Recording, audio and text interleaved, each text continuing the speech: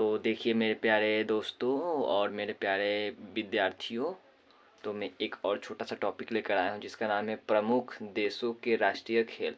यानी कौन से देश में कौन कौन सा खेल खिलाया जाता है, वो राष्ट्रीय खेल किस किस को माना है, तो उसके बारे में मैं आज पढ़ाने जा रहा हूँ। इसमें देखिए सबसे पहले भारत को लिया हूँ।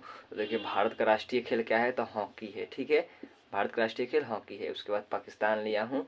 पाकिस्तान का राष्ट्रीय खेल क्या है, पाकिस्तान का भी हॉकी है। यानी इंडिया और पाकिस्तान दोनों ही देश का क्या है, हॉकी ही है। ठीक है ना। उसके बाद लिया हूँ ऑस्ट्रेलिया। ऑस्ट्रेलिया का क्या है, क्रिकेट है। ठीक है। उसके बाद जापान। जापान का क्या है, जापान का जूडो है। जूडो याद रखना है, जापान का जूडो है। उसके बाद कनाडा। कनाडा का क्या है, आइस हॉकी है। क्या है, आइस हॉकी है।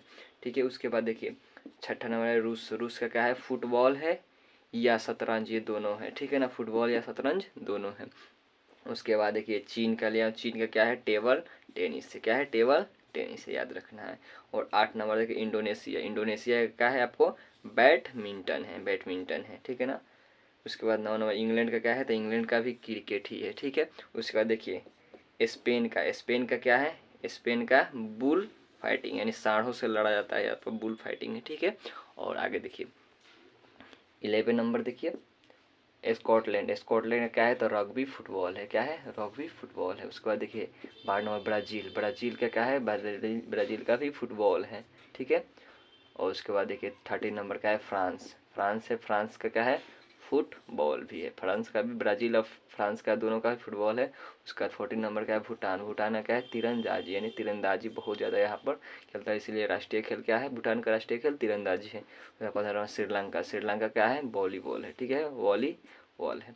उसके बाद देखिए न्यूजीलैंड का। न्यूजीलैंड क्या है, रग्बी, केवल रग्बी है। रग्बी यूनियन भी कह सकते हैं, रग्बी ही कर सकते हैं। ठीक है।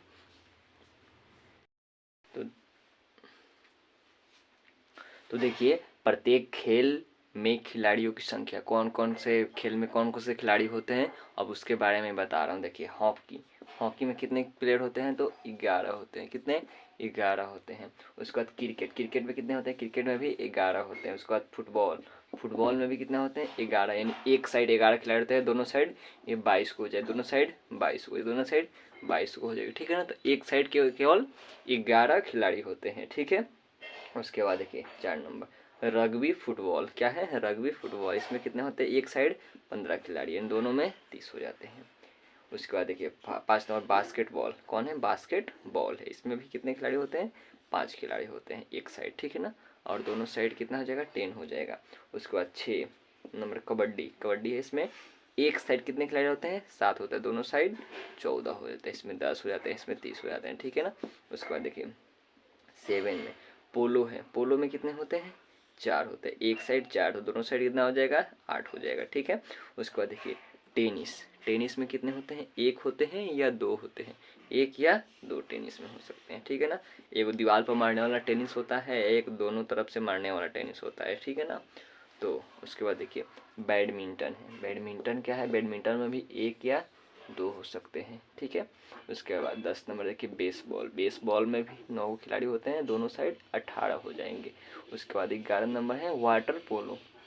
इसमें कितने होते हैं, 7 होते हैं, एक साइड, दोनों साइड 14 हो जाएंगे। उसके बाद देखिए वॉलीबॉल। वॉलीबॉल में भी एक साइड कितने खिलाड़ी होते हैं, 6 खिलाड़ी होते हैं, दोनों साइड कितना हो जाएगा, 12 हो जाएगा। ठीक है। उसके बाद 13 नंबर देखिए खो खो। खो खो है, खो खो में कितने खिलाड़ी होते हैं, आपको 9 खिलाड़ी होते हैं, दोनों तरफ कितना हो जाएगा, 18 खिलाड़ी हो जाएगा। ठीक है। और देखिए मुगल वंश के शासक का सही क्रम। मुगल वंश के शासक जो है उसका सही क्रम बता रहे हैं। देखिए पहले चरण बाबर आए थे, उसके बाद हुमायूं, उसके बाद अकबर, उसके बाद जहांगीर, उसके बाद शाहजहां आए थे, उसके बाद कौन आए थे, औरंगजेब आए थे। ठीक है। देखिए एक बार और रिपीट करा देते हैं, मुगल वंश के शासक का सही क्रम। पहले क्या आए थे, बाबर, उसके बाद हुमायूं, उसके बाद अकबर, उसके बाद जहांगीर। ठीक है। उसके बाद शाहजहां, उसके बाद कौन आया था, औरंगजेब आया था। ये 6 शासक थे जो मुगल वंश में का सही क्रम है। ठीक है। उसके बाद उत्तरवर्ती मुगल काल हो गया था, तो उसमें अलग आए थे। ठीक है।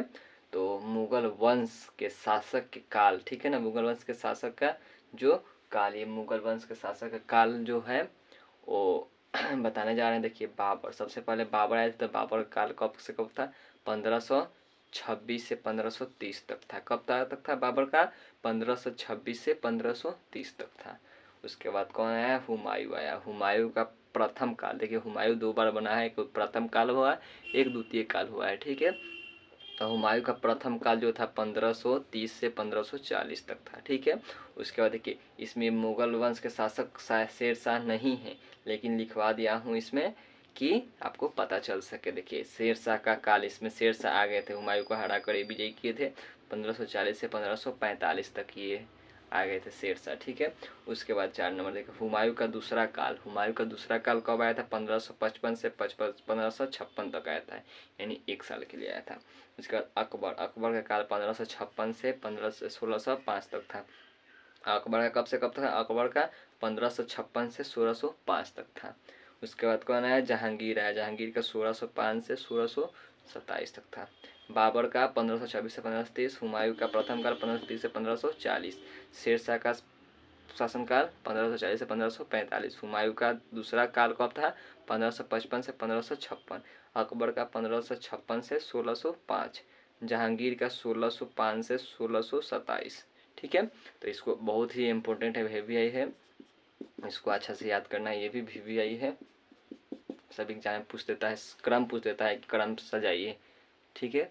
तो आगे देखिए, यहाँ 6 नंबर तक बताए हैं। 7 नंबर देखिए, शाहजहाँ आए थे 1627 से 1658 तक थे। उसके बाद 8 नंबर औरंगजेब था। औरंगजेब थे 1658 1707। 1707 में मुगल वंश का अंत हो गया था, यानी औरंगजेब का मृत्यु हुआ, उसके बाद मुगल वंश का समाप्त हो गया, ठीक है ना।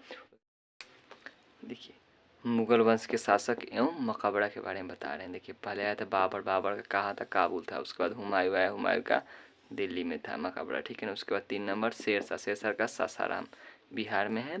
उसके बाद 4 नंबर कौन, अकबर। अकबर का सिकंदरा है, ठीक है। उसके बाद 5 नंबर जहांगीर का। जहांगीर का कहाँ है, शाहदरा लाहौर में है, ठीक है।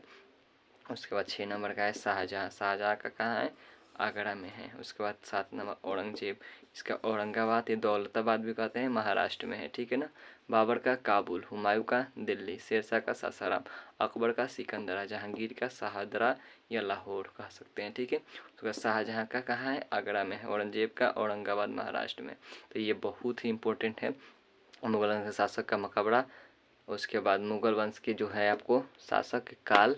उसके बाद देखिए मुगल वंश के शासक का सही क्रम। ये तीनों जो है टॉपिक बहुत ही इम्पोर्टेंट है परीक्षा के लिए, ठीक है। तो इसको आप लोग अच्छा से इसको याद करें, लिखें और समझें। और वीडियो अगर अच्छी लगे तो लाइक, सब्सक्राइब और शेयर ज़रूर करें। फिर मिलते हैं नेक्स्ट वीडियो में, तब तक के लिए जय हिंद जय भारत। फिर नया टॉपिक मैं आप सभी के बीच लेकर आऊँगा। आप लोग मेरा उत्साह ज़रूर बढ़ाएं। कैसा लगा टॉपिक, मेरा उत्साह बढ़ाइएगा, तभी अच्छा अच्छा टॉपिक मैं लाऊंगा। और बोलिएगा किस टॉपिक पर मैं वीडियो बनाऊं, उसमें ज़रूर मैं वीडियो बनाऊंगा।